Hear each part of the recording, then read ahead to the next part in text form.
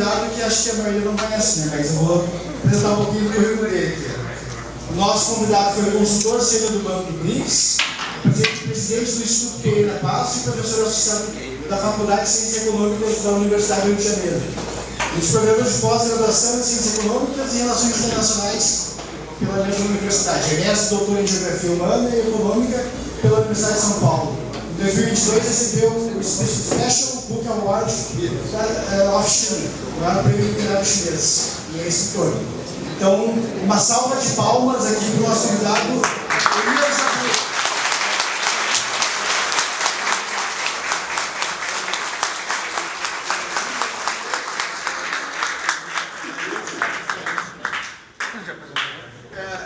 Eu acho que eu quer sentar ali, aqui a câmera te pega melhor ali.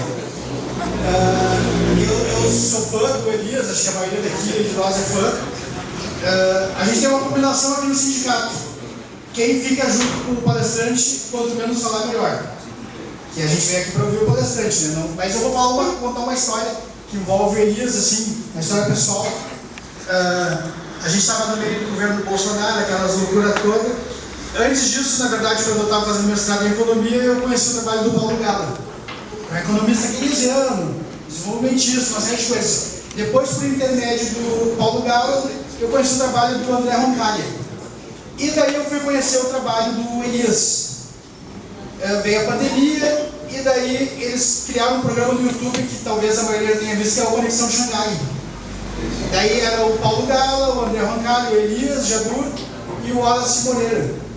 E daí, como às vezes a gente tem esperança, né, que as coisas mudem.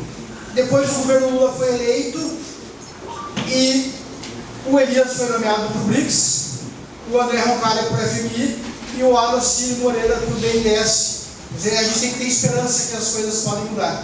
Tá? Quero agradecer de novo a presença de todo mundo. Nós vamos fazer aqui, o Elias vai começar a falar em torno de 40 minutos. Depois nós vamos abrir para umas perguntas, em torno de 5 perguntas.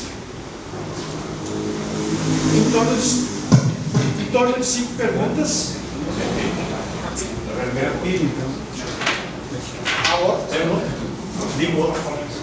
Alô? Alô? Alô? Em torno de 5 perguntas. Tá? São perguntas, a gente tem sim, 2, 3 minutinhos, máximo de perguntas mesmo. Depois o Elias responde, as perguntas vai ter mais meia hora mais ou menos de considerações gerais aí, tá? Agora eu vou passar a palavra aqui para o nosso ilustre convidado. Elias, é um prazer te ter aqui, tá? Espero que todo mundo aproveite bastante. Tá? Estão ouvindo ou como é que está o som? Tá bom? Baixo.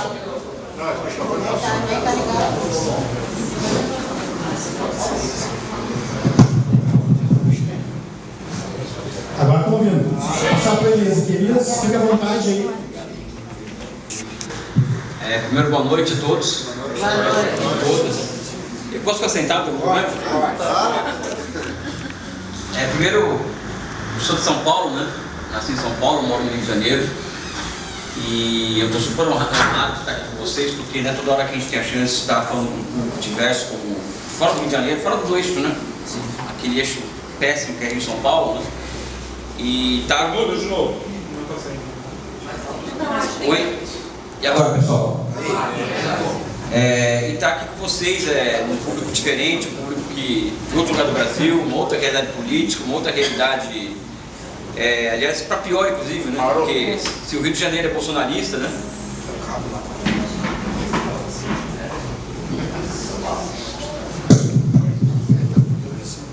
Se o Rio de Janeiro é bolsonarista, aqui vocês imaginam, né? Mas tem o Capioca aqui que é Santa Catarina. Então eu acho que vai um abraço e um carinho para a resistência que são vocês aqui, né? Porque imagino que deve ser terrível militar num lugar com essas características, né? E aí agora? Show! Não, eu já tenho dificuldade de comunicação, vocês sabem muita história, né? Aí, se o microfone também não ajudar, também pior. Eu vou ser muito objetivo com vocês aqui, não quero enrolar muito, porque acho que a geopolítica voltou à moda, falar da realidade internacional voltou à moda, falar dessa dinâmica internacional também voltou à moda, então acho que, até porque o Brasil precisa se situar nesse mundo em profunda transformação. transformação está o tempo inteiro, nada está parado, né? Mas vivemos uma grande transformação. O tempo histórico que a gente pode escolher para falar dessa transformação pode variar, né? Eu parto do pressuposto de que o mundo hoje vive o que chamam de transição sistêmica, né? Essa transição sistêmica é caracterizada também por um caos sistêmico, e isso é uma teoria, as teorias do Giovanni Arrighi, né? Que não precisa concordar ou discordar, mas o fato é que nós vivemos um caos hoje no mundo, né? E que esse caos ele se transformou em uma espécie de forma de governança que os americanos encontraram para poder manter a sua hegemonia. O que isso significa? Que a hegemonia americana baseada em instituições, regras e leis, ela passou a ser disfuncional, de forma que o caos passou a ser a única forma de manutenção da hegemonia americana no mundo. Tá? Então acho que essa é a minha tese, a tese fundamental que eu venho defendendo ao longo das minhas últimas apresentações. Eu fiquei 2 anos sem poder falar por conta das cláusulas de confidencialidade dos bancos BRICS. Voltei em janeiro e eu tenho defendido essa hipótese recorrentemente. Agora, existe uma questão que envolve a temporalidade desse caos, da transformação do caos em instrumento de governança.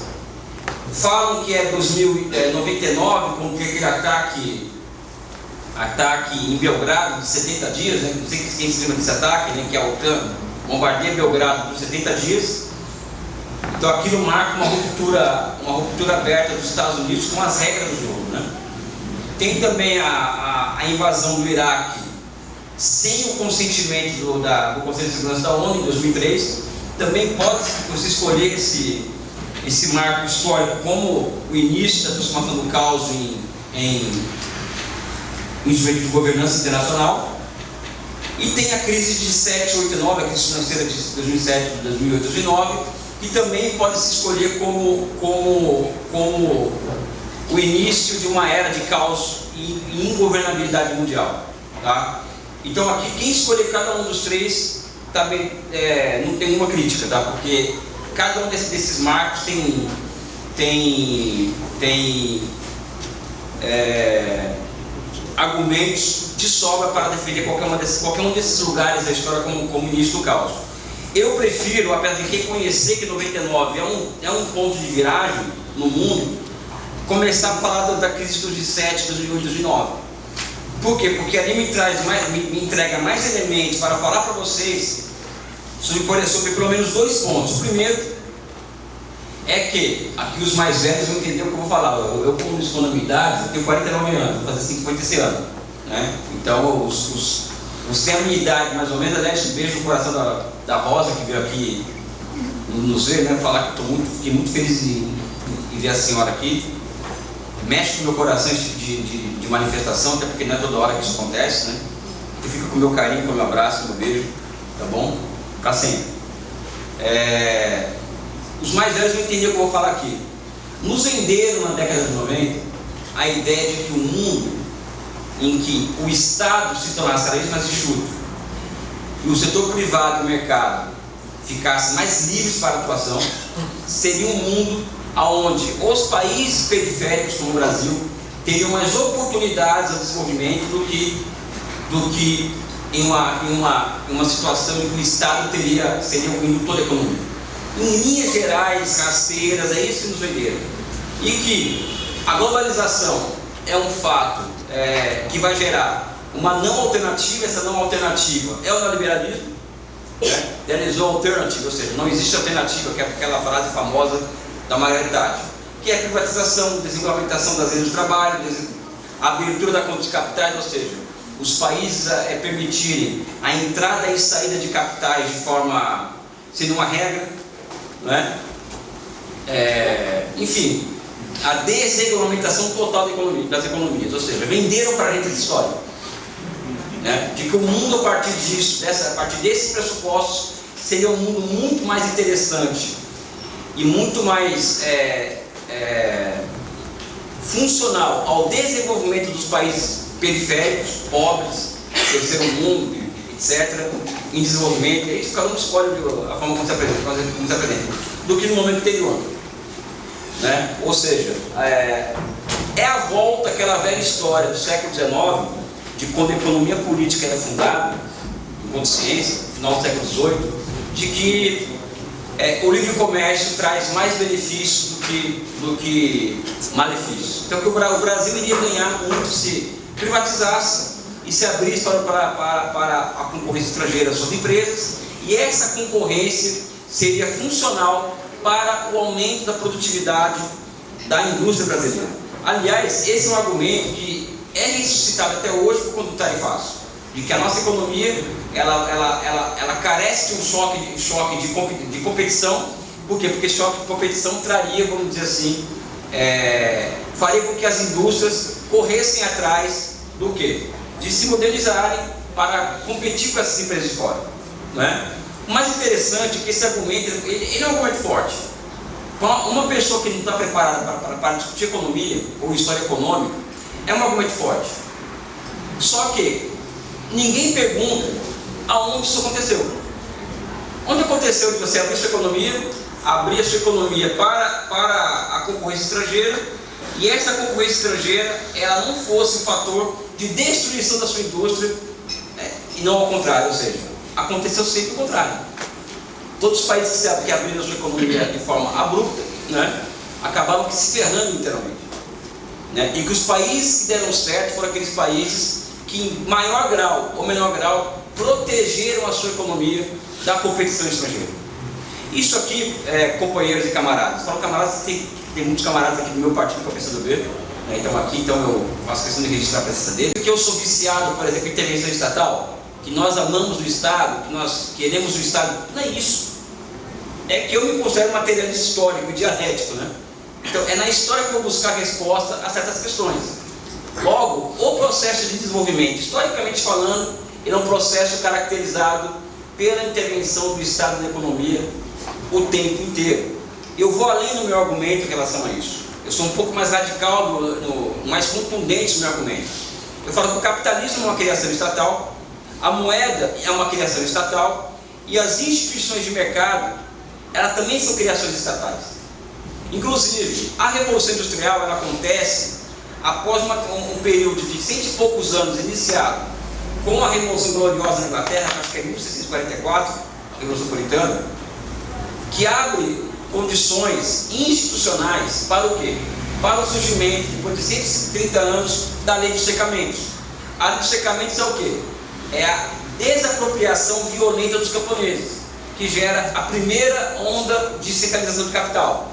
E essa desapropriação violenta dos meios de produção dos camponeses marca, vamos dizer assim, é o marco fundamental da Revolução Industrial e é a condição objetiva da Revolução Industrial. E isso acontece porque tem um Estado por trás disso aí, não foi a mão invisível do mercado, né? Ou por exemplo, a Inglaterra, por exemplo, ela se utilizou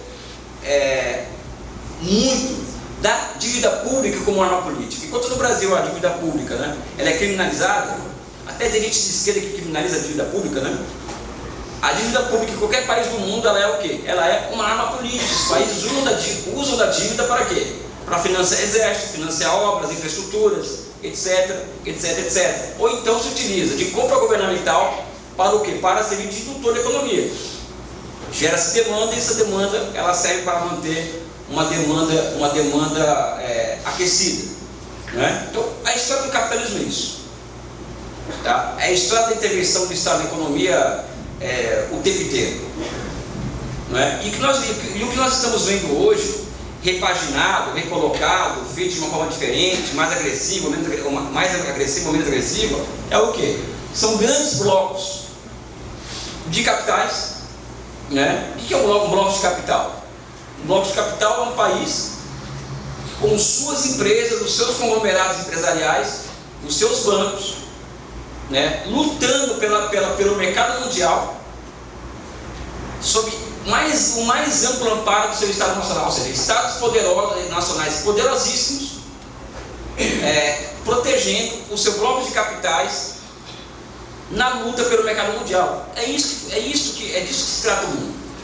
É assim que o mundo se movimenta. A Operação Lava Jato, por exemplo, por que eu sou crítico à Operação Lava Jato? Porque a Operação Lava Jato, ela foi funcional para que o nosso capitalismo brasileiro fosse implodido, porque essa é a verdade, o capitalismo brasileiro industrial foi implodido com a Operação Lava Jato, implodido, numa época em que estava acontecendo o que no mundo? Uma corrida aberta por mercados externos, ou seja, chineses, coreanos, americanos, europeus estão buscando demanda fora das suas fronteiras. Aí de repente surge uma operação no Brasil que implode o quê? As empresas brasileiras que detinham monopólio do quê? Do mercado interno brasileiro. E muitas delas do mercado de obras e serviços da América do Sul. Nós perdemos isso. Ou seja, o Sérgio Moro, essa turma toda, ela foi funcional, né, para o quê? Para o capital estrangeiro se apoderar de mercados consagrados ao capital brasileiro. São 4 milhões de empregos industriais diretos e indiretos que foram destruídos pela Operação Lava Jato. Vocês imaginam o impacto, a porrada que isso causa na sociedade, a fratura que isso gera na sociedade. Ou seja, a crise, voltando aqui, né, porque se deixar eu fico, sabe? Mas minha cabeça ela não para, então a gente fica. Então, o capitalismo em 2007, 2008, 2009 entra uma crise financeira profunda e que desmonta essa história de que, olha, o livre mercado, a desregulamentação financeira, os bancos agirem por si só, sem nenhum regulamento, sem uma gaiola para. Tudo isso vai gerar prosperidade e desenvolvimento. A crise de 7, 8, 9 acaba com isso. Por quê? Porque tem uma outra característica do processo de financiarização da economia, que acontece na década de 70, o processo de financiarização. O processo onde a dinâmica de acumulação principal, ou seja, aonde as pessoas, as empresas buscam lucro, deixa de ser no processo de produção de mercadorias, bens e serviços, para ser aonde? Para ser no setor financeiro, ou seja, a partir de produtos financeiros. Então vamos pegar um exemplo aqui de financiarização. Eu compro uma casa e alguém me vende seguro daquela casa. E aquele seguro vira um produto financeiro que a pessoa vai passando para segundo, depois vem para terceiro, ou seja, até que algum desses aqui não consegue pagar e o sistema quebra. Então, a financiarização traz uma outra característica que leva à crise de 2007, 2008 e 2009, que é qual? Que é o fato das crises elas serem cada vez menos espaçadas temporalmente. Então nós vimos uma crise de 95, 97, 99, 2002, vocês lembram disso, né? Em crises financeiras, só que muito violentas do ponto de vista da sua repercussão. Então o mundo em 2007, 2008 e 2009, ele é um mundo mais desigual, ou seja, a diferença entre ricos e pobres no mundo, entre os países, aumentou, ao mesmo tempo que a diferença entre ricos e pobres dentro dos países também aumentou. Por outro lado, essa crise entrega uma outra face da moeda, que eu acho que é onde nós temos que nos apegar, para não cair no discurso nihilista, no discurso de caos, no discurso de que o mundo acabou, que é o seguinte: a forma como a China reage à crise de 2007, 2008 e 2009. Como que ela reage à crise de 2007, 2008 e 2009? Ela faz um pacote fiscal. Qualquer país com soberania monetária pode fazer isso, não é nenhuma novidade isso, tá? Um pacote fiscal de 12% do PIB. O que me impressionou naquele pacote fiscal? Me impressionou o fato da China ter executado simultaneamente o equivalente a 10 programas de aceleração do crescimento PAC. 10, de forma simultânea. Isso significa que a China estava demonstrando para o mundo não somente capacidade de reagir a uma crise, não, uma capacidade gigantesca de intervenção na realidade, através do Estado. O que significa isso? Olha, existe sim a alternativa ao neoliberalismo, tá? E não somente isso, tá? Quem leu meu livro sabe o que eu falo aqui agora, né? Um país que advoga o socialismo, que é governado por um partido comunista, consegue entregar uma chave de esperança para o mundo em meio a uma crise global. Então a China, a partir de 2007, 2009, ela faz assim, né? Ou seja, ela cresce muito rapidamente a partir daquele momento, em comparação aos países capitalistas que continuam mergulhados em crise. Por que os países capitalistas continuaram mergulhados em crise? Porque os responsáveis pela crise de 7, 8, 9 não foram presos, não foram colocados para fora do poder. E aqui vem uma analogia histórica que é fundamental, que é a seguinte: o Cromwell, que é a principal figura da Revolução Gloriosa inglesa, ele corta a cabeça do rei da Inglaterra porque ele percebia que a existência daquela figura era um impeditivo para o progresso inglês. O que acontece em 7, 8 e 9? Ninguém cortou a cabeça dos causadores da crise de 7, 8 e 9. E que inclusive são figuras, pessoas físicas e jurídicas, que impedem, vamos dizer assim, que o mundo vá adiante, que o mundo siga em frente. Então não aconteceu isso. Então a China passa por momentos sucessivos a partir de 2007, 2008 e 2009, do quê? De momentos chamados Sputnik. Os mais velhos vão lembrar disso aqui também. O que é o momento Sputnik? O momento Sputnik é o momento que a União Soviética ela assusta o mundo ao lançar o quê? O primeiro... Oi? O primeiro ser vivo ao espaço. Não é? Ou seja, o primeiro ser vivo ao espaço foi lançado com o Sputnik, aquele foguete. Então, isso mostrou ao mundo que a União Soviética estava à frente dos Estados Unidos em matéria de ciência, tecnologia e inovação. Aquilo assustou o mundo naquela época. Da mesma forma que a China vem vivendo, desde a crise de 2007, 2008, 2009, o quê? Momentos Sputnik atrás de momentos Sputnik. O atual foi revelado na semana passada, que a inteligência artificial chinesa já estava à frente da inteligência artificial norte-americana. Alguém imagina, por exemplo, que há 30 anos atrás, um país que advoga o socialismo, com bandeira vermelha, com foice e martelo, com toda aquela simbologia nossa, iria estar hoje, disputando, não somente disputando a fronteira tecnológica com os Estados Unidos, mas também liderando a fronteira da quarta revolução industrial, por exemplo? Impossível isso. E aqui vem a China, ela é só uma expressão de um outro movimento. Porque a crise 7, 8 e 9 leva os quê? Leva a fundação dos BRICS. Os BRICS eles surgem como? Surge como uma resposta à incapacidade do mundo ou dos países ricos em adaptarem as instituições criadas em 44, 45, de Bretton Woods, o FMI, o Banco Mundial, etc, etc, a nova base material que surge no mundo dos últimos 40 anos. Dos últimos 40 anos, o que acontece no mundo? Surgem novos polos de poder no mundo. China, Índia, Brasil, a própria África do Sul. Os tigres asiáticos, Coreia, são países, apesar de serem países ocupados, são países que se desenvolveram. Ou seja, há 40, 50 anos atrás já existia esse bloco no mundo, dentro do capitalismo. Hoje existe, na periferia do capitalismo.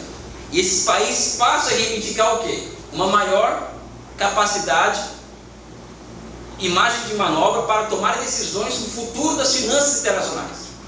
Ou seja, as instituições de Bretton Woods, na opinião dos BRICS, tem que refletir a nova base material que ficou exposta ao mundo após a crise de 2007, 2008, 2009. E o que aconteceu? O FMI mudou alguma coisa, pessoal? Não. O Banco Mundial mudou alguma coisa? Não. Então, os BRICS é uma resposta. E ali surge com muita força o quê? Surge a questão que envolve a multipolaridade.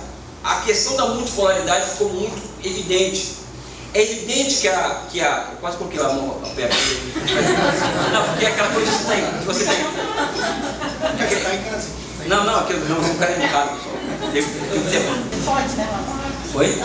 Não, se a Rosa permitir, eu faço. Não. Tem que ter motos e tal. Assim, imagina minha mãe me olhando no céu, fazendo essas coisas, não dá.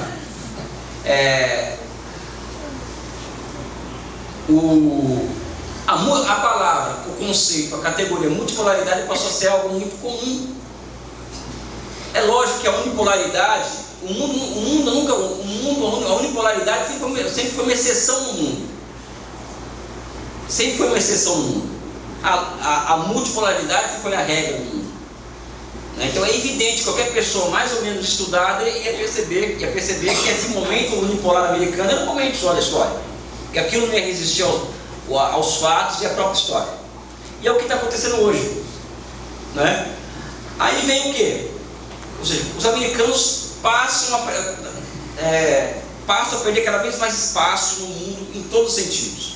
E aqui é bom para quem gosta de história e observar o que o processo de financiarização causa ao capitalismo.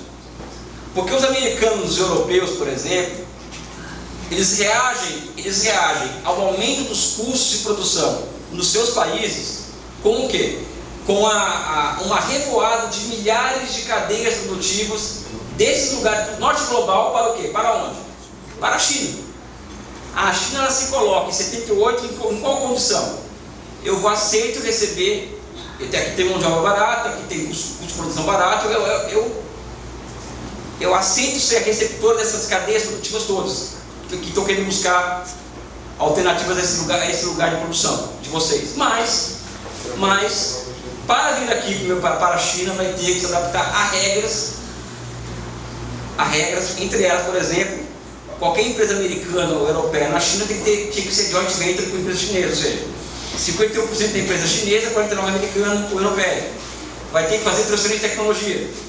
Então a China percebe uma oportunidade única no mundo, mas única mesmo, para o quê? Para promover o seu projeto nacional. E não somente isso, as transferências de tecnologias, elas são funcionais e fundamentais para o quê? Para a elevação da produtividade do trabalho. E que no fundo, como nós falamos em capitalismo e socialismo, é disso que nós estamos tratando. O socialismo ele não é uma forma histórica superior moralmente ao capitalismo. Não é de moral que se trata. Se trata de uma forma histórica em que a produtividade do trabalho ela é maior. E como a tendência à socialização do excedente se amplia no socialismo, evidentemente que a humanidade passa a viver outras possibilidades em uma forma histórica como o socialismo. Em tese é isso. Na realidade, muitas vezes não é assim, porque tem bloqueio, tem cerco, tem isso que a gente vê com Cuba, etc.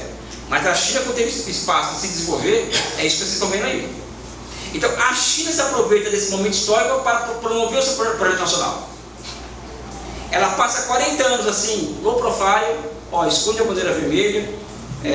Nós temos que nos concentrar aqui em construir a nossa base material, temos que nos concentrar em tirar centenas de milhares de pessoas da linha da pobreza, nós temos que nos concentrar em dar de vestir, de beber, de morar e emprego para 1,4 bilhão de habitantes.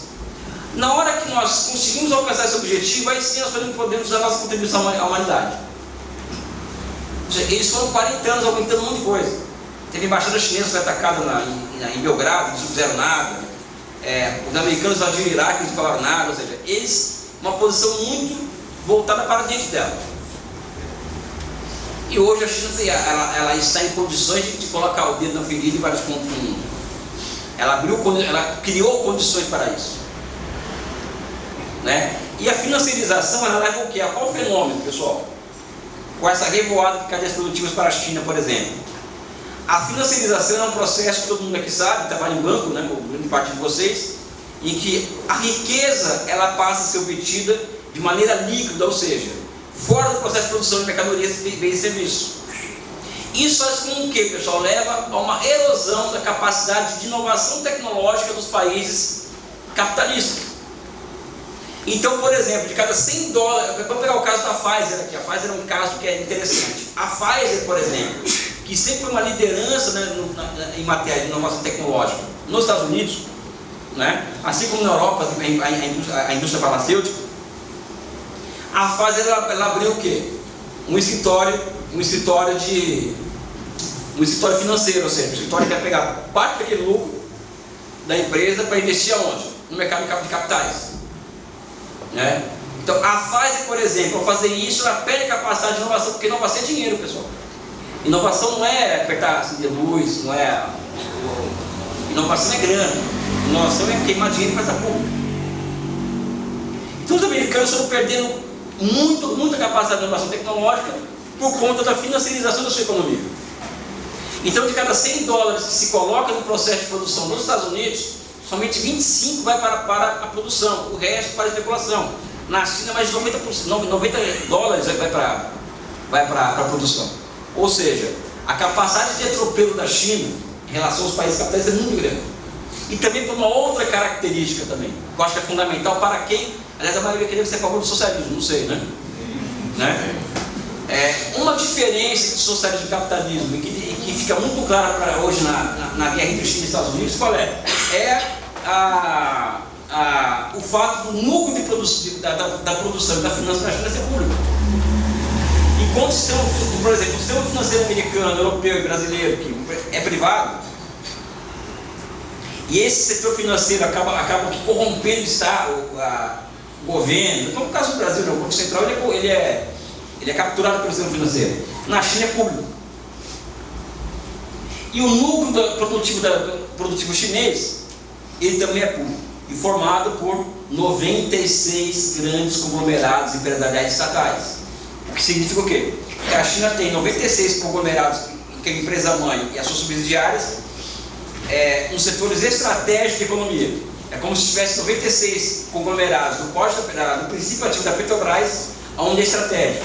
Da mesma forma que a China tem 144 bancos públicos orientados a longo prazo, o que significa que a China tem 144 instituições financeiras com o princípio ativo do BNDES no núcleo da sua economia.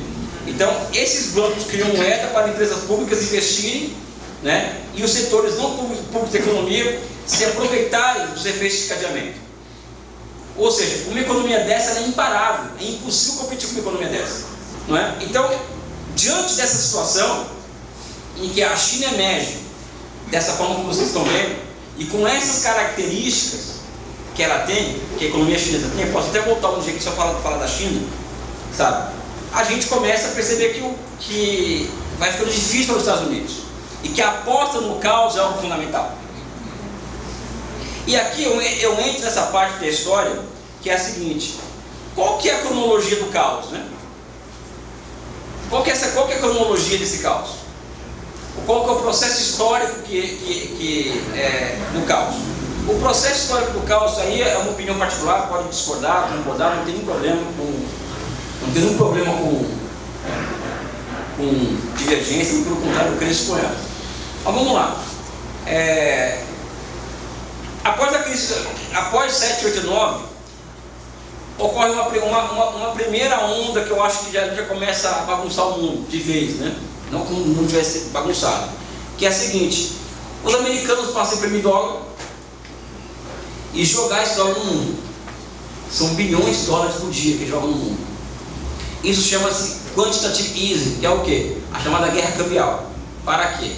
Para valorizar as moedas de terceiros países e desvalorizar o dólar para fins do quê? Para fins de baratear as exportações americanas. Isso é uma decisão unilateral dos Estados Unidos. Depois, aí os mais novos já sabem o que eu estou falando, porque todos vivem isso até hoje, surgem o quê? As chamadas guerras em quinta e sexta geração. As chamadas operações PSYOPs, que são as operações psicológicas, ou seja, guerra híbrida. E aqui, companheiros e camaradas, os Estados Unidos eles se utilizam amplamente de algo que só eles têm no mundo, e a China, que são as Big Techs, que é Google, Facebook, WhatsApp, todos esses instrumentos que estão no Instagram o tempo inteiro, eles passam para quê? A utilizar esses instrumentos para desestabilizar sociedades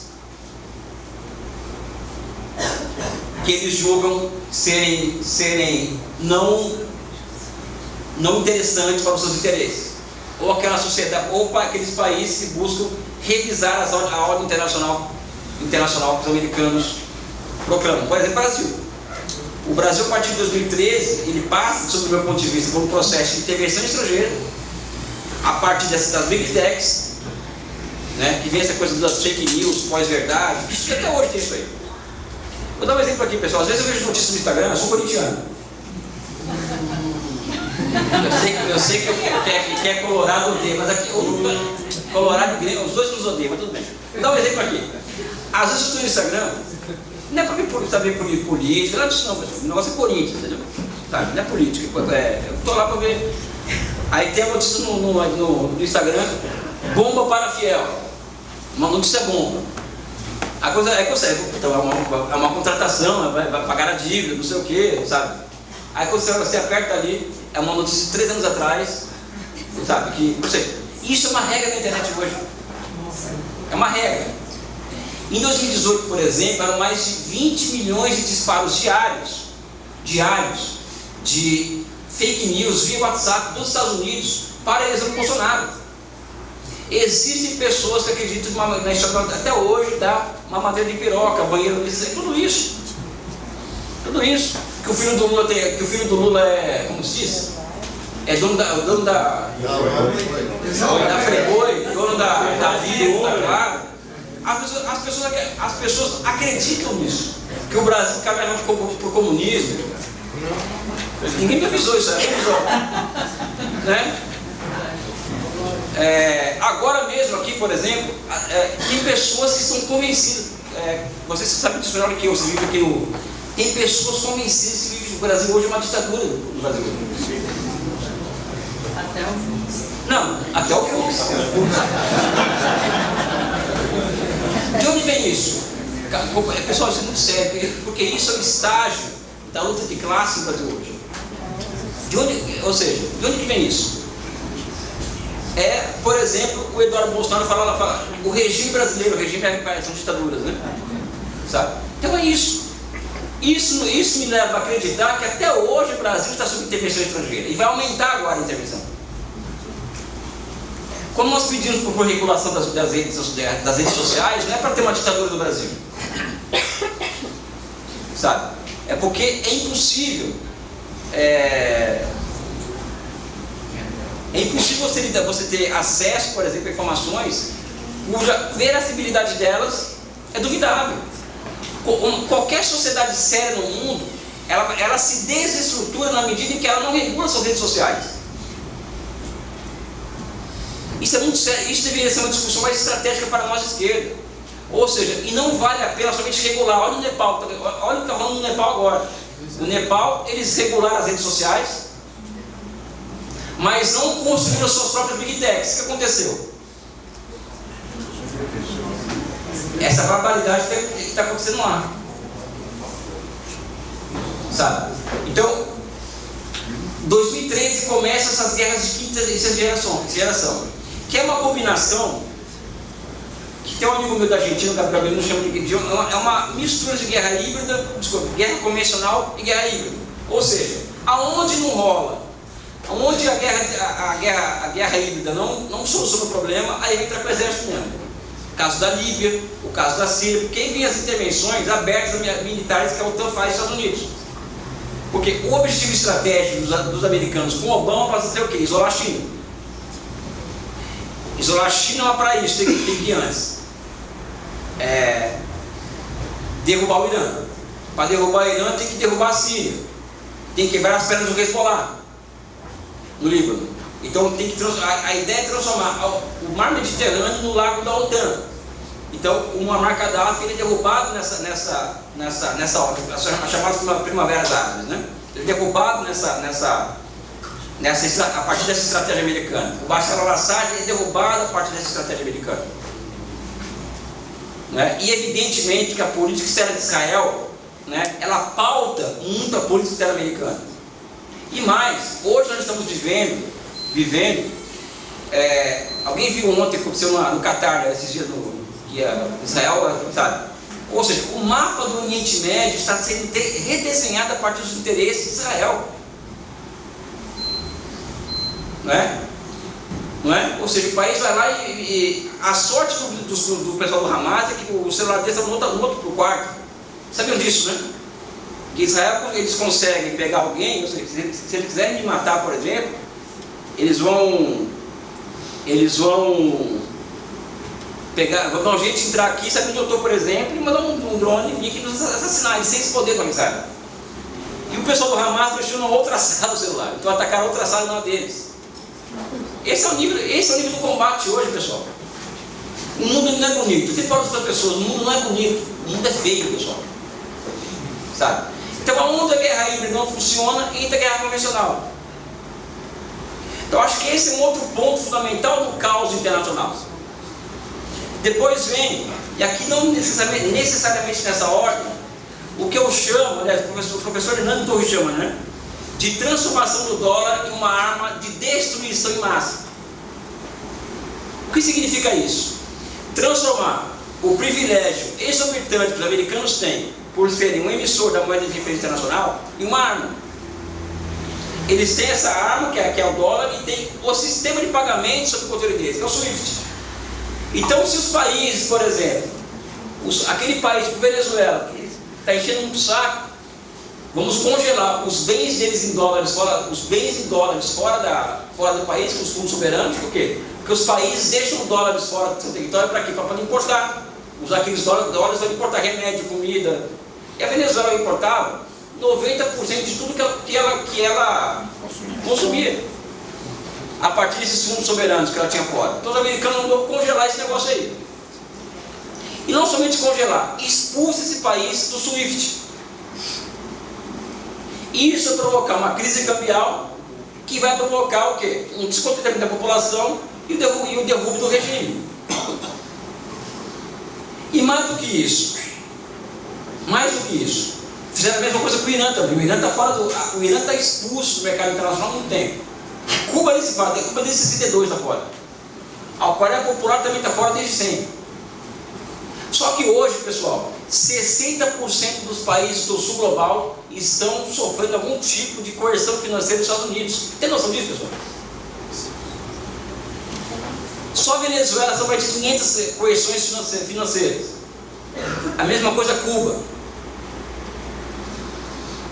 E além disso, a Venezuela passou por um processo em 2014, que foi um processo semelhante ao da União Soviética, em 86.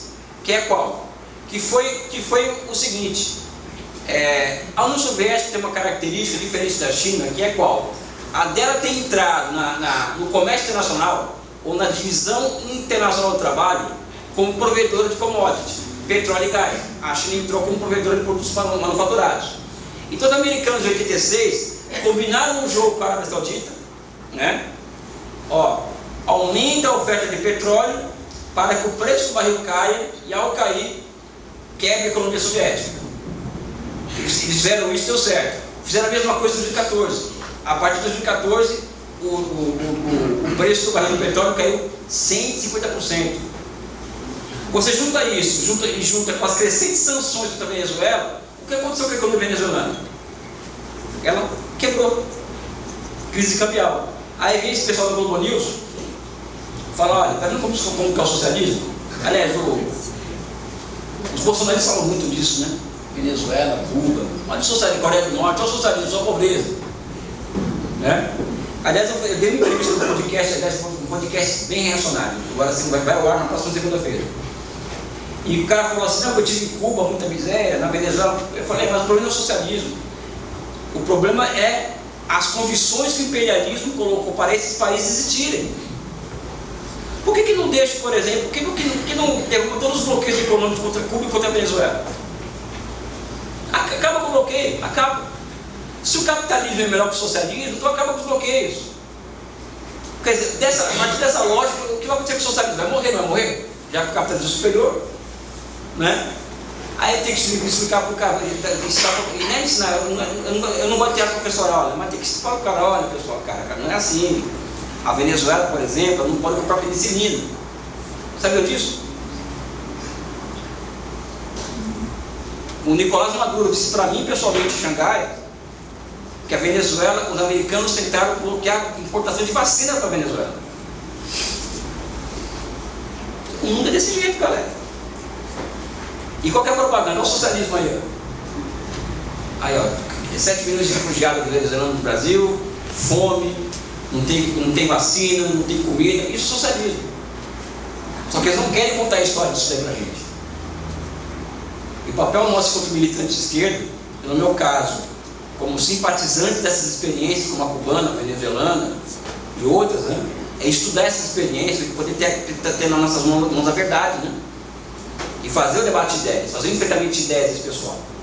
Pois bem, os caras operam a transformação do dólar em uma arma de destruição em massa.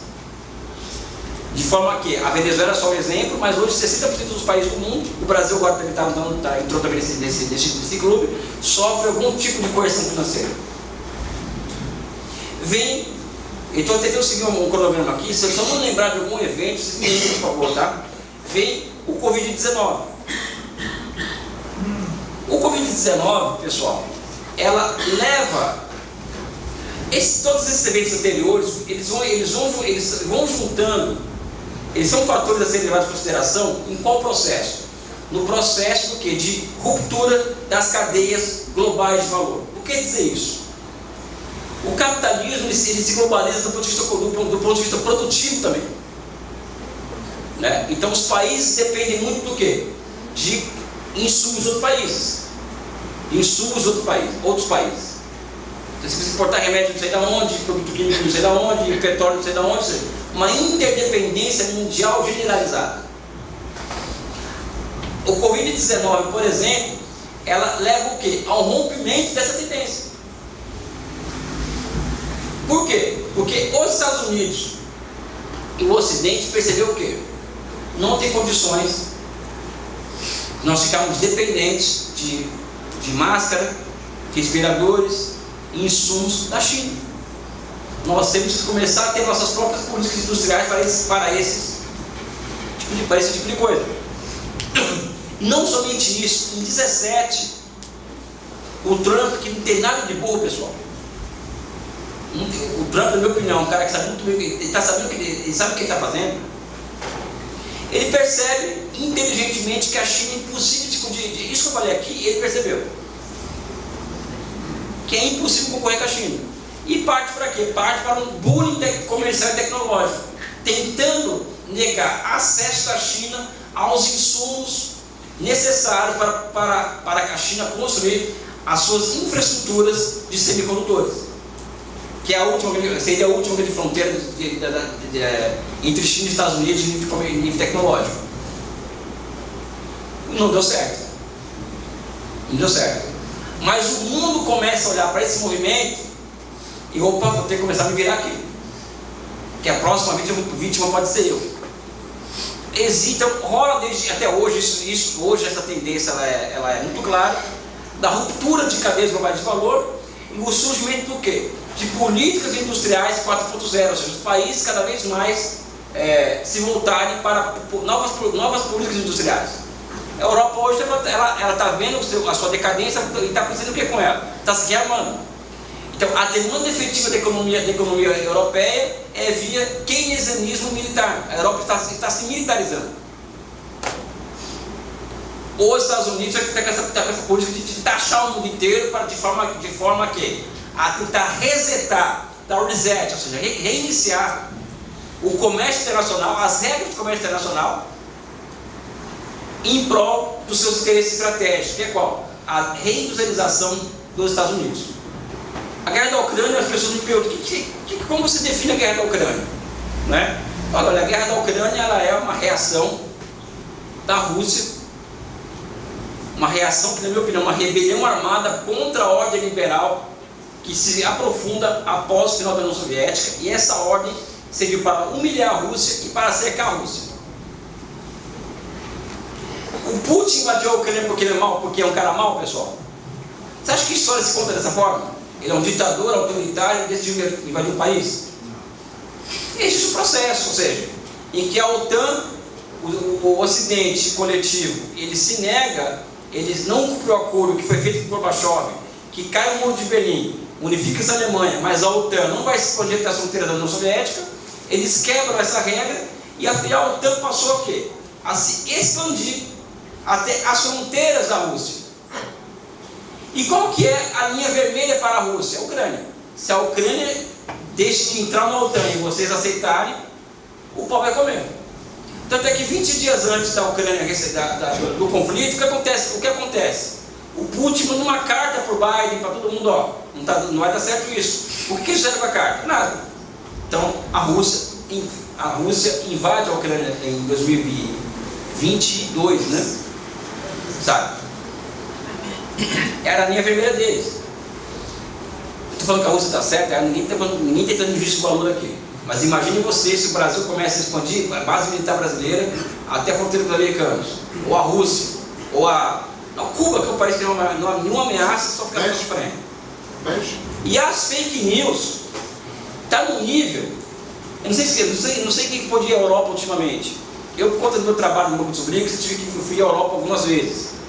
Cara, na Europa as pessoas acreditam que a Rússia é uma ameaça militar. As pessoas, existe uma russofobia, as pessoas acreditam que a Rússia é uma ameaça militar concreta. Quando a história recente demonstra o seguinte, que é a Europa que é uma ameaça para a Rússia, não ao contrário. O que é isso, pessoal? Guerra de quinta e sexta geração. Só que acontece o seguinte, os americanos, o Biden, ele aprofunda o bullying tecnológico contra a China e dobra a aposta contra a Rússia, achando que as sanções contra a economia russa iriam levar ao colapso da economia russa. Só que, meus amigos, os caras congelaram, expulsaram a Rússia do game, do sistema internacional, e congelaram 350 bilhões de dólares da Rússia. Cara, isso ligou o alerta no mundo inteiro. Eu falo porque aí já é minha vivência no Banco dos BRICS. Do que eu via, eu tive a chance, né, de conversar, de ter contato, vamos dizer assim, com mais de 20 presidentes de países. E eu tive a chance também de conversar, além de 20 presidentes de países, com cerca de 40 ministros de finanças do mundo. Então eu vivi a história ali o tempo inteiro, né? Então o mundo inteiro passou o quê? Quem vai ser a próxima vítima? E aí se acelera esse processo de multipolaridade, acelera esse processo dos países entrarem nos BRICS, o pedido de adesão aos BRICS, e mais do que isso, acelera uma outra tendência internacional, que eu falei mais recentemente aqui na conversa uma entrevista aqui, em entrevista, que é, se existe a tendência da ruptura das cadeias globais de valor, existe também a tendência da formação de mercados regionais. E o sul global tende a virar, né, um grande mercado regional. Esse mercado regional se acelera, a formação desses mercados se acelera com o quê? Com essa porrada que o Trump está dando no mundo. Os países estão buscando se integrar mais. Então, por exemplo, com a Rússia sendo sancionada, a Rússia ela desvia sua oferta de gás para a Índia, para a China e para a Índia, e a sua oferta de petróleo para a Índia e para a China. Então o que acontece? A chamada União Eurásica, que é a união da economia da Ásia, com a Rússia, passa a se tornar uma realidade, ou seja, o sonho, o pior dos pesadelos dos estrategistas americanos passa a se tornar uma realidade, que é a união entre China e Rússia, através de uma integração produtiva total, ou seja, são milhares de projetos que conectam as duas economias hoje. São países que são inseparáveis em todos os aspectos. E mais recentemente, a Índia, que é uma inimiga histórica da China, mas que o Modi, que é um estadista de extrema-direita, mas super inteligente, percebeu que, olha, meu futuro é isso aqui, ó, não é o Ocidente. Então produz aquele encontro da semana passada, que vocês viram na retrasada, do Xi Jinping, o Modi e o Putin, que é uma coisa espetacular, que é o redesenho da ordem internacional. Certamente alguém vai me falar aqui, vai me perguntar, já estou respondendo antes que eu ia perguntar, sobre desdolarização. Eu vejo, a partir da minha experiência do banco, é uma experiência que vale por 2 ou 3 mestrados ou doutorado, que é a seguinte: existe uma tendência à desdolarização. E isso é impulsionado por uma vontade chinesa, por exemplo. Não existe essa vontade por parte dos chineses. Eles não querem ter o ônus do seu hegemon. O que existe por parte dos chineses é a construção de sistemas locais de pagamento que fujam do dólar. Tá? Mas o que está acontecendo, pessoal? Quem que é hoje o maior propagandista da desdolarização? Alguém sabe? O Trump. Exatamente. Por quê? Na medida em que ele tenta girar o mundo em 180 graus, e todo mundo passa a desconfiar dos Estados Unidos, isso é do quê? Gera incerteza. E hoje existe um índice de certeza na economia mundial, de certeza, que é qual? Que hoje é maior que na época da pandemia. Pessoal, na pandemia a gente sabia se ia ter vacina, se ia ser para sempre, se a gente ia ficar em casa. Não, já era grande certeza, hoje é maior. Isso está levando o quê? A uma desvalorização do dólar, e as famílias e empresas que buscavam o dólar como refúgio seguro passam a fazer o que agora? A buscar o ouro. Então isso acelera o quê? Acelera o fato do quê? Do Lula chamar uma reunião dos BRICS. Até então os BRICS não passam do arranjo político, já falei isso aqui mais cedo, não passa do não bloco, não tem acordo de cooperação, não tem nada, porque existe um acordo político ali. Aquele pessoal se reúne todo ano para chegar, para falar, conversar sobre a ordem mundial, tomar algumas decisões e volta para suas casas. Então é somente ordem política. Só que hoje o Lula, por exemplo, ele liga para o Putin, para o Modi, para o Xi Jinping e os outros líderes dos BRICS dizendo o seguinte: olha, vamos construir uma reação coordenada a essa maluquice do Trump. Ou seja, o Trump está levando o mundo ao quê? O mundo a se reorganizar de forma mais rápida contra os Estados Unidos. Então ele é o fator principal da desdolarização. E aqui, vindo para o final, eu falei demais já, né, pessoal? Qual que é o nosso... Tem que falar do Brasil, né? Não tem jeito. Eu tenho falado onde me chamam para falar, e isso não significa que eu falo sozinho, tá, pessoal? Falo sozinho. Eu sou neurodivergente, né? Então eu sou neurodivergente, eu sou cheio de mania. Uma delas fica assim, eu sou assim, sou desse jeito. Sou desses assim, sabe, esquisitos, né? Aí tem que assumir, né? Melhor do que todo mundo percebe que é esquisito e tal, mas a gente assume que é doido, que é estranho, sabe, que era o estranho da escola e tal, enfim. Um dia eu conto esse lado B da minha história para vocês. Eu tenho dito o seguinte, que eu falei mais cedo aqui hoje, eu fiz um tweet hoje sobre isso, porque tudo que eu tweeto eu coloco no Twitter, são coisas que estão aqui maquinando, que até virar uma ideia, eu colocar no papel falando do texto. Está tendo julgamento do Bolsonaro agora. Então acho que amanhã vamos comemorar a prisão dele, etc, não é isso? Vai ter cabelo e tal. Porque é pessoal, né? É um negócio pessoal mesmo. A gente quer que mostrasse, né? Não é isso? É pessoal. Só que a gente tem que ser mais estratégico, eu acho. Nós temos que... Pô, ela pode entender. Não é ela, não?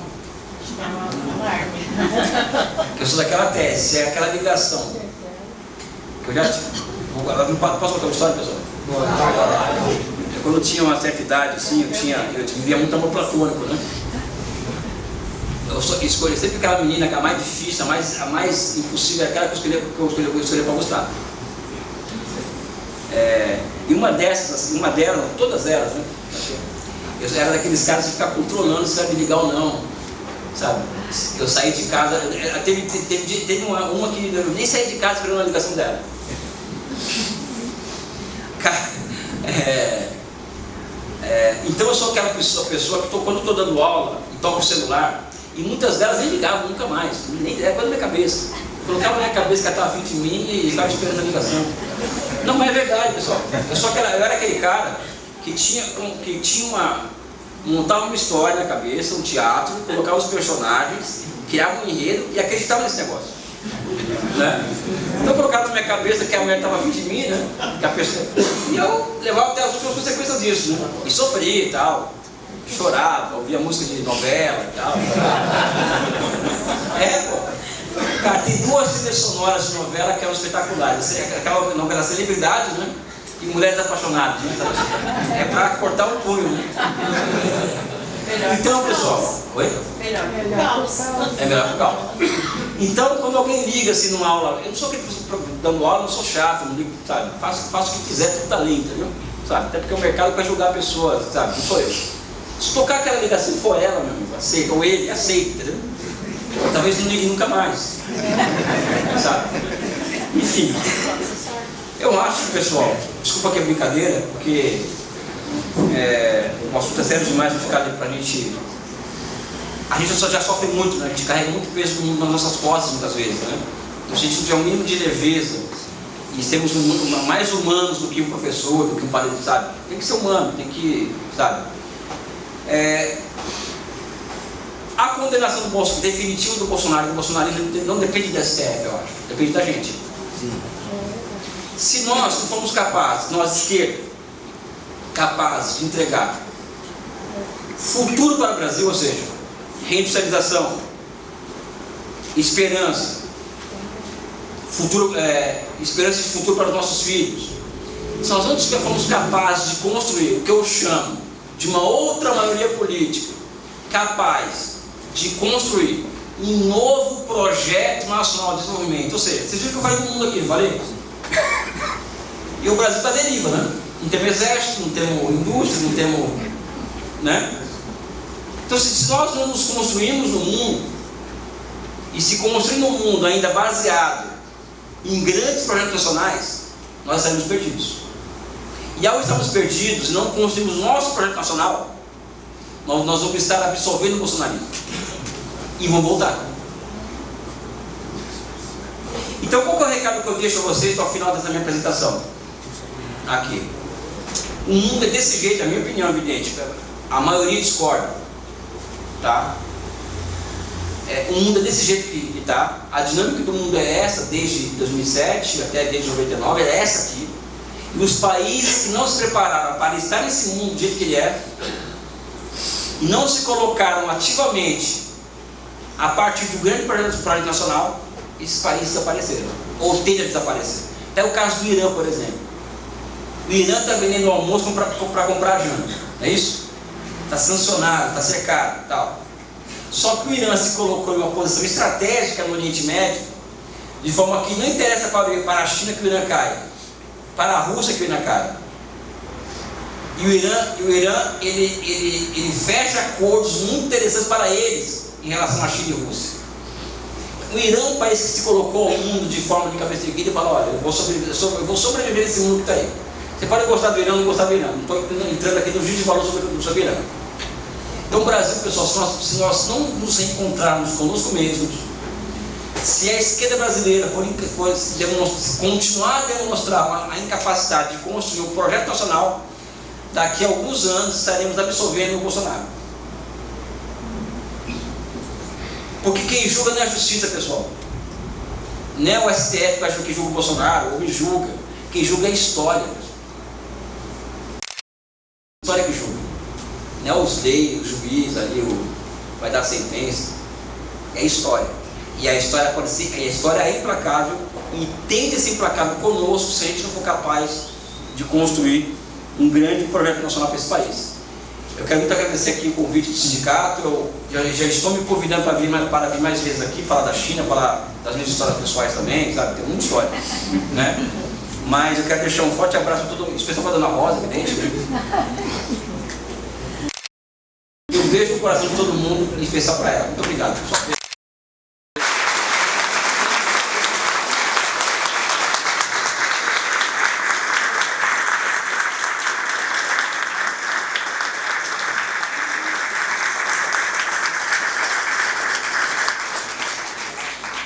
Nós vamos fazer agora uma rodada de perguntas, tá? Mas o que eu peço? Perguntas. Perguntas, não defesa de tese. Né? Então, a gente pede que faça perguntas. Vamos fazer umas 5.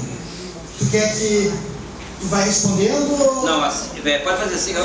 Então, o Bruno aqui vai, quem quiser fazer a pergunta, levanta a mão. O Bruno vai levar o microfone, tá? Eu só vou mostrar aqui que eu me esqueci no início. Eu estou com uma camiseta aqui do Banco do Brasil, é do Brasil. A gente fez um ato umas 2 semanas atrás na frente do Banco do Brasil, aqui na Praça 20, em função das fake news, dos ataques que o Banco do Brasil vem sofrendo pelos esses baba ovo de gringo dos bolsonaristas. Então, por isso que eu estou com essa camisa. Eu lembrei dos companheiros ali. Vai passar o microfone. Depois vamos nos reunir aqui no final para a gente tirar uma foto todo mundo junto, uma foto bem legal daí, tá? O Bruno vai passar o microfone. Falaram da foto, vou aproveitar e falar, a gente tem um grupo do WhatsApp. Ok, perfeito. Já tem os 5 inscritos, tá? Temos um grupo do WhatsApp, a gente divulga esses eventos. Quem botou o nome naquela lista a gente vai adicionar posteriormente. Também tem uns QR Codes aí que pode se adicionar também, tá bom? Já tem uns 5 inscritos, então dependendo das respostas, a gente faz mais, tá? Só um instante.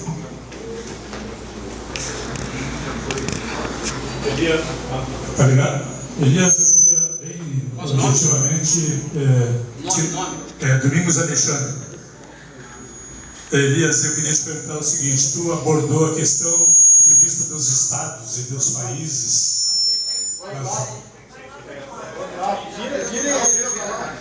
Eu queria te perguntar, tu abordou a questão muito pertinentemente, mas do ponto de vista dos estados, nações, países. E eu sou muito fã do Thomas Piketty e gostaria que tu comentasse sobre a questão, em última instância, não é a questão da concentração da riqueza. Muito obrigado.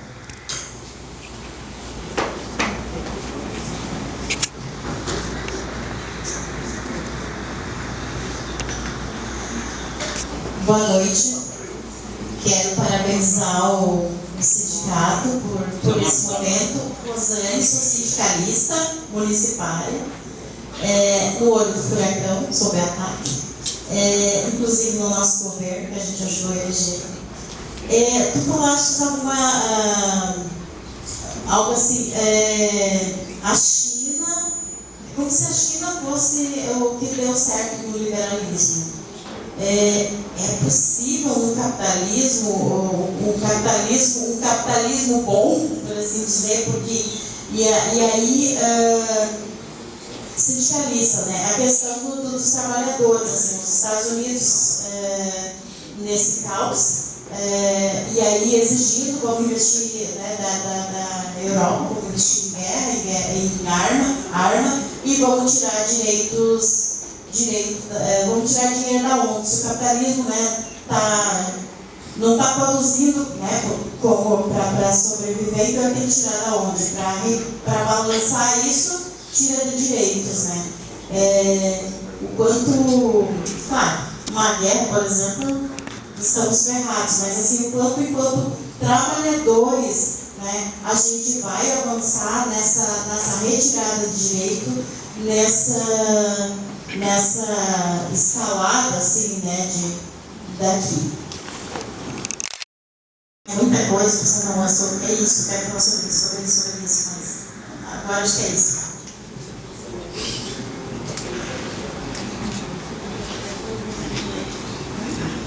Tocou Elias Rômulo. A minha pergunta vai sobre uma questão que tu coloca no teu livro da China Socialista do século XXI. Tu começa ele, para quem não leu, acho que é uma baita leitura.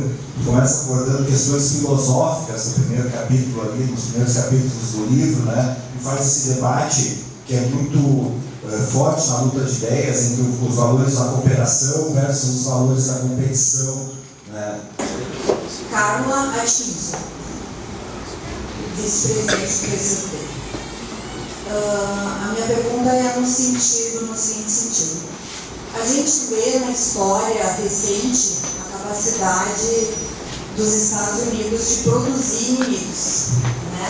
Eles criam factoides e produzem inimigos, pelo menos é a visão que eu tenho, né? Criou a Venezuela, sua inimiga, e conseguiu resultados terríveis nesses países, né? Agora o Brasil está nessa mira, né? A gente vê um ataque direcionado às nossas instituições, esse julgamento no STF mesmo, alguns estudiosos atribuem o voto do Fux às ameaças do presidente dos Estados Unidos. Por outro lado, algumas pessoas acreditam que o fato do Brasil estar associado, fazer parte dos BRICS, ser um dos países fundadores dos BRICS, nos protege desse ataque. Eu queria saber qual é o teu entendimento nesse sentido, que tipo de risco o Brasil corre a partir do momento que ele entra em linha de colisão com os Estados Unidos, da maneira como vem acontecendo nos últimos meses.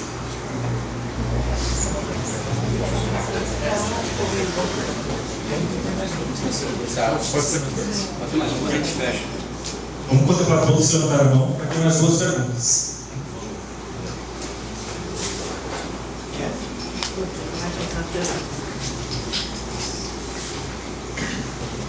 Muito obrigada. Obrigada também aos sindicatos que organizou essa oportunidade aqui para nós essa noite. Tentando ser bem objetivo, minha pergunta. Marina Colete. Na tua opinião, quais seriam, digamos assim, as 5 principais frentes para um plano de desenvolvimento nacional? Na tua opinião, sim. Acho que é importante a gente definir, até para a gente se organizar, de acordo com a tua experiência que tu nos traz, né? Até para a gente direcionar o nosso pensamento para não dispersar demais, acho bem importante. E se por acaso tu incluir nesses teus 5 a força militar no Brasil, se for uma dessas 5 frentes que tu acha, se tu tem assim alguma ideia de como que a gente pode fazer com os nossos sistema militar que a gente tem no Brasil, né? Tendo essa história bem delicada que a gente tem, mas sendo, digamos assim, o braço da nação, né? Então, como que a gente faz para o contexto brasileiro em relação ao desenvolvimento militar nacional, né? Obrigado, Maria.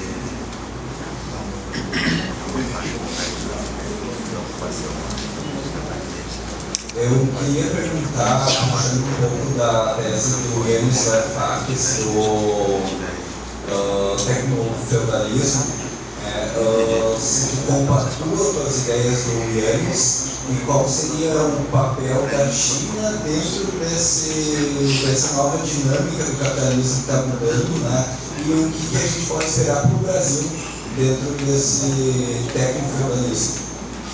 Era uma consequência de tudo isso. E a financiarização, na medida em que ela não privilegia os investimentos produtivos e cria uma classe de CEOs, cria uma classe de detentores de ativos financeiros e tal, ele é fundamental para a elevação da concentração de riqueza.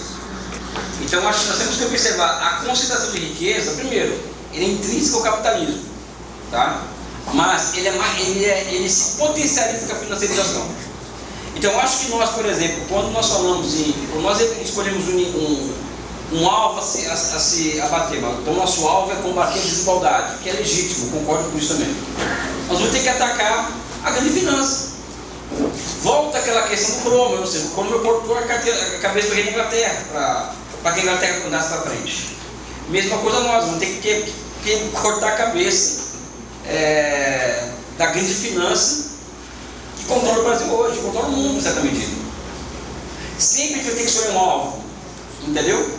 Eu acho que o grande alvo hoje que impede uma desconcentração de renda no Brasil, particularmente no Brasil e no mundo, é a hipertrofia do sistema financeiro sobre a produção. Por que eu estou falando sobre a produção? Porque mesmo sobre o capitalismo, tá? A produção, o que é a produção? Ela enquanto dinâmica predominante no capitalismo, ela é fundamental para a desconcentração de renda. Por quê? O que é o ato de investir? Eu vou no banco, pego lá R$1 bilhão e invisto na economia, numa fábrica. Eu pego esse R$1 bilhão e transformo essa grande renda em várias pequenas rendas. Eu gero emprego produtivo. Mas pega esse R$1 bilhão e coloco para fazer carry trade, então eu pego $1 bilhão do Japão emprestado e faço especulação cambial no Brasil. O que eu faço? Eu aumento a concentração de renda, porque a capital vai fugir do Brasil, ou seja, nós temos que enfrentar a financiarização da economia. Nós temos que colocar o Brasil na trilha de um desenvolvimento baseado em quê? Baseado na produção de mercadorias, de bens e de serviços. Fora disso, não tem como se desconcentrar a renda. E na medida em que nós não temos condições ou força acumulada para inaugurar uma estratégia de caráter socializante, esse socialismo, nós vamos ter que lutar por um capitalismo, entre aspas, produtivista e não financiarizado. Esse é o X da questão. É o que a vida nos permite hoje. É uma questão que é outra história, não é? Ele tem razão, você tem razão quando fala isso. Agora, qual que é o alvo para enfrentar isso daí? Eu acho que enfrentar a financiarização. Esse é o grande mal do mundo, entendeu? Sabe? Rosane, eu acho que foi. Eu acho que eu não expliquei direito, tá? A culpa não é tua, a culpa é minha. A China não é o liberalismo que deu certo. A China é um país que ela é um país socialista, mas que ela decide em 1978 fazer parte do sistema interestatal capitalista, ou seja, ela adere às regras do capitalismo internacional, as regras do OMC, da FMI, tudo isso aí, mantendo a sua natureza socializante, fundada em 49. Só que ela o que acontece? Ela produz, ou seja, ela olha para o mundo e vê uma série de desafios e uma série de oportunidades e constrói uma estratégia a partir das possibilidades que o mundo entregar para ela. Não é que ela deu certo, ela usou o mundo como ele se conformava no final dos anos 70 e construiu um projeto nacional particular, baseado em objetivos de longo prazo, diante daquele mundo que ela se encontrava. Por quê? Porque a China conseguiu, uma das proezas da Revolução de 49 foi qual? Foi a de produzir uma inteligência nacional altamente sofisticada. Sabe aquela massa de gente que pensa daqui 10 anos, 20 anos? Então, eles produziram isso. E qual que é o limite do Brasil? O que eu vejo hoje no Brasil? Qual que é o nosso limite? Né? Entre outros. Já sou feio sem óculos. Com óculos, então, estamos ficando menos feio. Né? Qual que é o limite nosso, Rosane? Nós não temos hoje uma esquerda brasileira, né? Infelizmente, temos que fazer essa autocrítica com a capacidade de ter um pensamento estratégico sofisticado. O Brasil vai ser isso daqui 10 anos, isso daqui 20 anos, daqui 30 anos. Não temos isso no Brasil. Não temos pensadores de esquerda no Brasil com capacidade de pensar de forma sofisticada no futuro do país. A gente tem que assumir isso. Esse é o problema muito sério, a falta de inteligência nacional. Vamos pegar aqui a época da ditadura militar, a época do nacional desenvolvimentismo. É conservador? É de direita? É. Só que o Golbery, por exemplo, era um pensador de direita altamente sofisticado. Qual que é o Golbery da esquerda hoje, pessoal? Sabe o Golbery, né? O Golbery do Couto Silva. Uma figura altamente sofisticada, intelectual sofisticadíssimo. Ele colocou na cabeça dele o lugar do Brasil no mundo e tentou construir um projeto para isso. Pode concordar ou não com ele, mas tentou construir. Quem que é hoje a pessoa de esquerda no Brasil que pensa nesses termos hoje? Não tem, pessoal.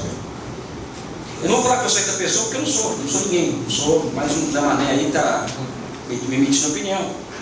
Mas acho que falta isso. Né? Como cooperação e competição. Oi? Me falou uma coisa? Não. Como cooperação e competição.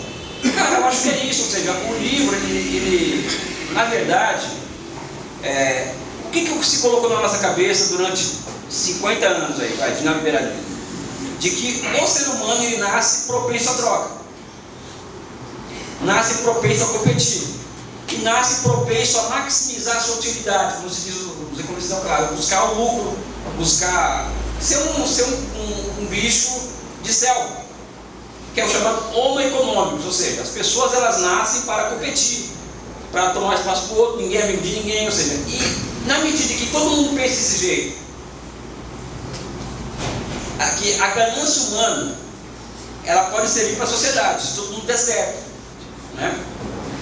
Só que isso impediria o quê? A possibilidade de uma sociedade baseada no quê? Na cooperação. Então vem aquela velha história que tinha o tempo inteiro por aí. Eu cansei de ouvir isso. As ideias do Karl Marx são boas. O que é o problema? O problema é o ser humano, não é isso? O problema é o homem, é o ser humano. Não é isso. Não é isso. Nós somos frutos do quê? Frutos de relações sociais de produção. E as relações sociais de produção, elas mudam de acordo com o nível de desenvolvimento das suas produtivas. Então, se nós construímos uma sociedade socialista, planificada, com uma base material larga e socializada, você vai construir um ser humano à imagem e semelhança disso. Um ser humano menos egoísta, né? E mais cooperativo. Por quê? Porque dentro da natureza humana também tem a tendência à cooperação. Não é só competição. Então, no livro, no primeiro capítulo, é para demonstrar que, filosoficamente, o ser humano ele não é um bicho por natureza. E também tem a tendência à cooperação. Aí tem vários exemplos. E no mundo hoje você também vê isso. Não é somente países que estão lutando um contra o outro pelo mercado mundial. Existe também cooperação entre os países. Não é? Isso é cooperação. Você pega o caso da China, por exemplo, que é um país que prega a paz no tempo inteiro, um país que recebe todo mundo, que faz comércio com todo mundo, que faz negócio com todo mundo, que coloca a paz como princípio ativo da sua política externa, né? A busca de consciência em detrimento de jogo de soma zero. Pega o discurso do Xi Jinping agora no desfile militar agora de 13 de setembro. Vocês vão ver lá o discurso dele, você vai ver a cooperação. Cadê a Carla? Carla, nossa presidente. Qualquer país, cara, que tenta colocar a cabecinha para fora vai sofrer isso. Qualquer país. Nós colocamos a cabecinha para fora com o Lula. Cabecinha, tá? Não foi nem muita coisa não. Colocou o nariz, sabe? Já cortou a cabeça. Teve um golpe, sabe? Teve um golpe de Estado. E olha isso. O Lula tenta reorganizar a partir do conteúdo nacional. Descobre petróleo do pré-sal. Aí o petróleo aí o pré-sal passa a ser controlado diretamente pela Petrobras.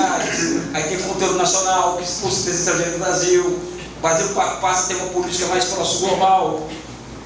Não fez nada demais o Lula, pessoal. Ele só quis reorganizar um pouquinho só o capitalismo brasileiro, só um pouquinho só. Não foi a Venezuela, não foi Cuba, nada disso. O Lula só quis reorganizar um pouquinho essa bagunça aqui.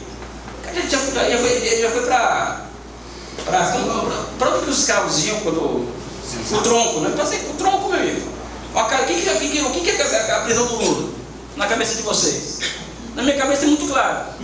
O que o escravo que imaginava querer fazer parte da Casa Grande acontecer com ele?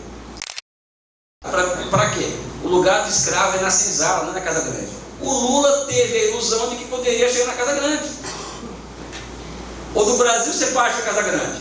Ele foi com o tronco, meu amigo.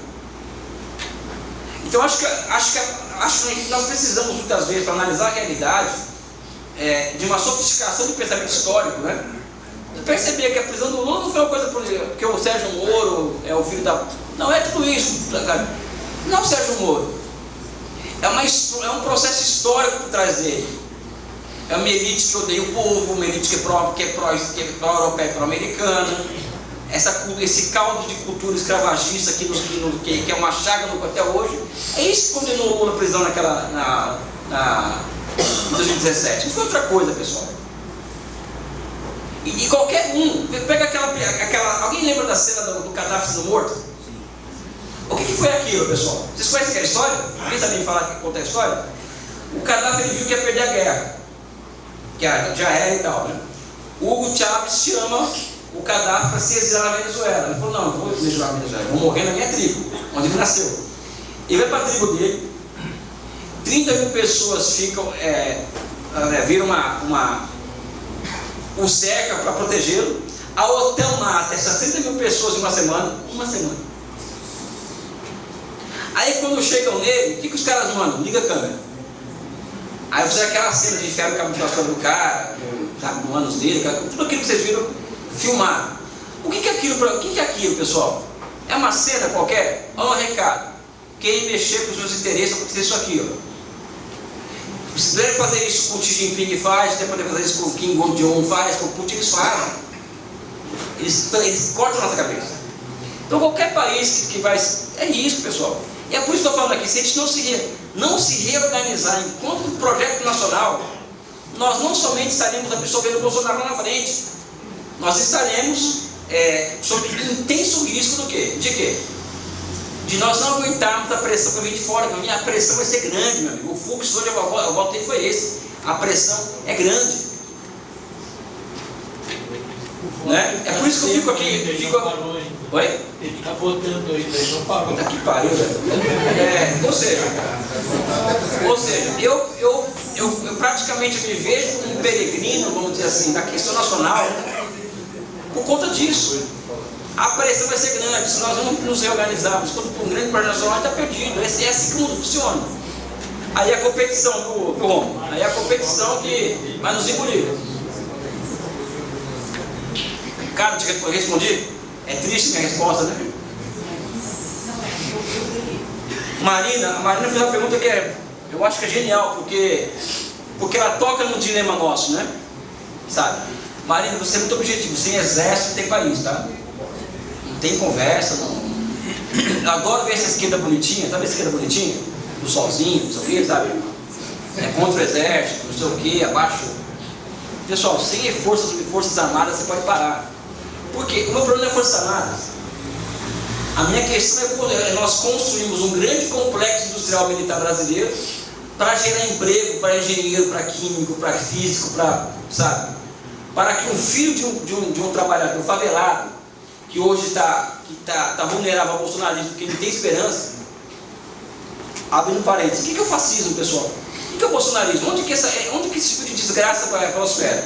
Prospera em sociedades desindustrializadas. Sociedades desindustrializadas, elas não têm mobilidade social, e sem mobilidade social acaba a esperança. E acaba a esperança, acontece o que, pessoal? Fascismo. Então, o ponto zero do nosso projeto, Marina, é a reindustrialização urgente do Brasil. Vamos concentrar a renda, vamos produzir renda primeiro. É a reindustrialização, esse é o marco zero do projeto nacional. Agora, a hierarquia disso passa pelo quê? A solução é política, Marina. A economia vem primeiro que a política, né? Então nós temos que construir o quê? Uma outra maioria política no Brasil, com essa compreensão de mundo que eu estou trazendo aqui. A chance de estar errada grande pode ser que o futuro, que a solução seja acabar com o Brasil, pode ser. A chance, o melhor é ter uma esquerda que só diz, pode ser. A minha visão de mundo é essa. Eu fui trazido aqui para a minha visão de mundo, não é isso? A minha visão de mundo é muito clara. É cruel, é nua, é crua. Se nós não nos reindustrializarmos, não nos tornarmos uma potência industrial, em 20 anos o Brasil desaparece, na minha opinião. E para isso nós temos que formar outra maioria política. Só que existe uma tarefa histórica diante da gente no ano que vem, que é derrotar a extrema-direita. E aí, pessoal, não tem mediação. Quem vai derrotar a extrema-direita ou perder para a extrema-direita chama-se Luiz Inácio Lula da Silva. Não tem outra figura.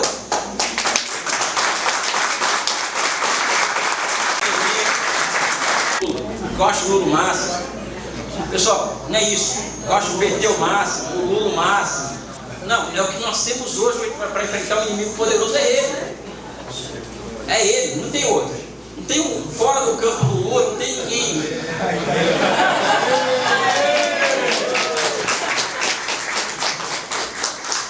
Essa é a questão. O Lula é neoliberal, o Lula é isso. Pessoal, tudo bem, tudo isso aí. Mas não tem outro. A hierarquia tem complexo industrial da saúde, complexo industrial da militar, existe complexo industrial do óleo e gás. Você transformar a Amazônia em uma grande indústria sem derrubar uma única árvore. Então existem várias possibilidades. O Brasil tem imensas possibilidades. Mas a questão é a seguinte, é formar uma outra maioria política. Também não sei se você responde a sua pergunta, tá? Agora, sem exército, tá, para. Isso aí é papinho de esquerda bonitinho. Sabe? Eu sou esquerda feia, pessoal. Esquerda old school. Nicolas, olha, eu sou muito amigo do Yannis, lá do Fax.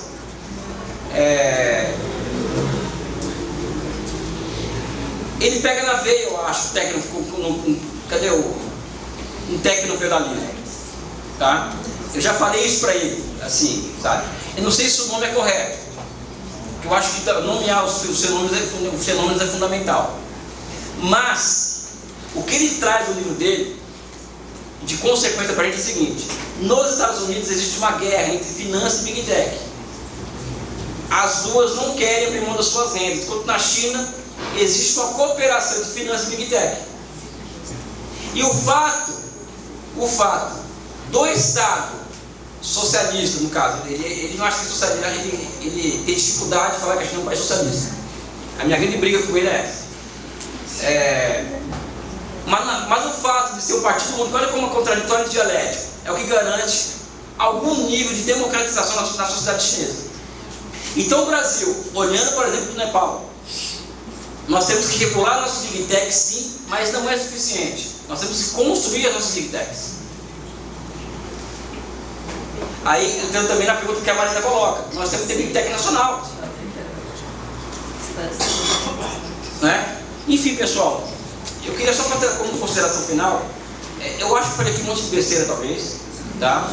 Coisas sem sentido, pode ser mesmo, não estou aqui, sabe? Eu sou uma figura esquisita mesmo, eu penso alto, tenho essa característica, mas é meu sentimento, né? É o que eu tenho estudado, é o que eu tenho lido, é o que eu tenho hiperfoco, né? Então eu fico horas e horas lendo, analisando uma coisa, o mundo está caindo, eu estou lá, sabe, lendo, estou fazendo, sabe? Eu tenho esse problema comigo. A minha neurodivergência traz problemas de socialização, então como eu tenho dificuldade de socialização, fico hiperfocado em coisas, ou seja, então isso me leva a ser uma figura que focou no estudo, né? Mesmo a minha comunicação, eu estava falando aqui hoje com vocês aqui, o pessoal tem que me levar numa sala aqui para poder me, sabe, porque eu tenho dificuldade de falar em público, né? Vocês conhecem essa história, eu acho, né, que eu não falava até 5 anos de idade, e quando comecei a falar, até hoje sou gago, né? Meus inimigos usam isso contra mim nas redes sociais, gaguinho, não sei o que e tal. A péssima dicção, é verdade, eu sou gago, tenho péssima dicção e tal. Mas além disso, eu tinha dificuldade de olhar para as pessoas, para falar, orando para as pessoas, né? Então para mim estar aqui, para falar que é um sacrifício, não é sacrifício que vocês dão, é sacrifício estar aqui. Então cada vez que na minha época não tinha terapia igual meu filho vai terapia todo dia, fazer a porra toda, entendeu? Na minha época não tinha nada disso. Minha mãe não tinha nem condição de colocar para... Ela não tinha nem tempo de perceber que eu era esquisito, autista, entendeu? Minha mãe tinha que trabalhar, não tinha... Sabe como é essa minha história da minha mãe, né? Sabe? Então, pra mim, eu estou falando com vocês aqui, é uma chance que vocês me dão para falar que eu venci, né? Que eu estou vencendo, né? As minhas questões, né? Eu posso aqui falar um monte de coisa em público, né? Pode parecer as coisas mais esquisitas do mundo, mas ao mesmo tempo olhando para a cara de vocês, né? Eu espero ter ajudado em alguma coisa, tá? Espero muito de verdade ter ajudado, tá? E faço um pedido aqui para vocês, antes de mais nada, ano que vem, hoje eu sou pré-candidato a deputado federal no Rio de Janeiro, tá? E é uma campanha que não tem dinheiro, é partido do PCdoB, é partido do povo, enfim. Quem tiver amigo no Rio de Janeiro ano que vem, que mobilize para quem tiver afim, né? Quem é um amigo no Rio, liga pro cara, olha, vota no Elias, entendeu? Vai ser o jeito, tá? Eu acho que existe um vazio na política brasileira, desse discurso mais de totalidade, ou seja, um discurso baseado em categorias de totalidade, tá? Essas categorias nos entregam com a possibilidade de construção de uma visão de projeto nacional. Isso não existe hoje no debate público, né? E acho que nós, no Congresso Nacional, podemos ter uma voz esse tipo de discurso, né? Assim como aqui no Sul, por exemplo, tem um rapaz aqui que é o meu amigo pessoal e que eu quero vê-lo muito como deputado, que é o Humberto Matos, né? Que é um cara que eu quero vê-lo como deputado. Então eu peço essa ajuda de vocês, ou seja, conhece isso do Rio, já vai falando com o seu candidato, sabe? Eu não tenho vergonha de pedir, né? E é isso, cara, eu estou emocionado aqui com vocês, eu estou feliz, eu estou realizado com vocês aqui hoje. Obrigado por esse sindicato em ter me proporcionado essa possibilidade de expor aqui um pouco do que eu penso no mundo, um pouco da minha experiência enquanto ex-consultor da apresentativa do Banco dos BRICS, né? Um forte abraço e um beijo no coração de todo mundo aqui, especialmente na Amazônia.